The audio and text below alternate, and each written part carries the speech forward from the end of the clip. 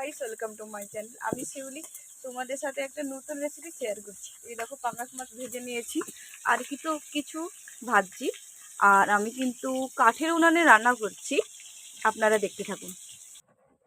এই দেখো, মাছগুলো ভেজে ভেজে নিয়েছি। এরপর এই আলুগুলোও ভেজে নেব। আলুগুলো ভেজে নেব, দেখুন ওই তেলে ভালো করে ভেজে নেব। দেখুন, আর এই দেখো হালকা করে ভেজে নিচ্ছি।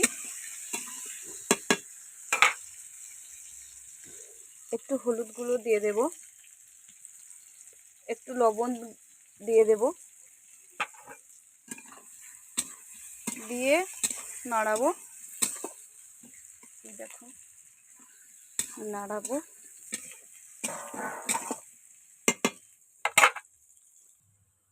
দেখো, পেঁয়াজ বেটে নিয়েছি, জিরা বেটে নিয়েছি, আর টমেটো কুচি কেটে নিয়েছি। আর এখানটায় আমার আলুগুলো লাল লাল করে ভেজেও নিয়েছি। এই তেলে আমি এবার ফুটন দিয়ে দেব। এবার পেঁয়াজ কুচি দিয়ে দেব,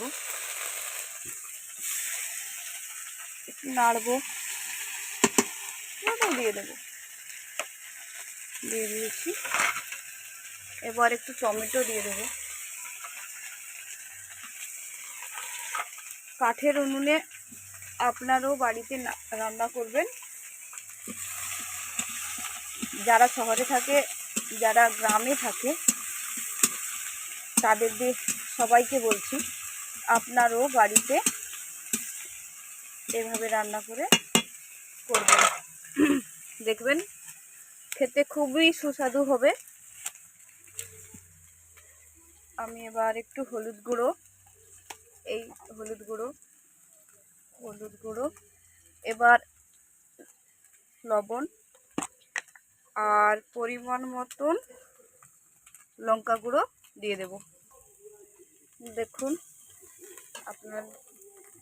আপনাদের দেখাতে পাচ্ছি না, কতটা কি দেখাতে পাচ্ছি তা বুঝতে পারছি না, কিন্তু আপনারা দেখুন। আর এখানটায় আমার আলু আর পাঙ্গাস মাছ, এই দেখুন, এই সবগুলো দিয়ে এভাবে নাড়াবো। এই দেখুন, দেখুন তরকারিটা কেমন ফুটছে। এবার তুলে নেব। দেখো, এটা হলো আমার পাঙ্গাস মাছের আলু দিয়ে ঝোল ফাইনাল লুক। আপনারা অবশ্যই রেসিপিটা ভালো লাগলে লাইক, কমেন্ট, শেয়ার আপনারা অবশ্যই করবেন। টাটা, বাই বাই, এখন এই পর্যন্ত।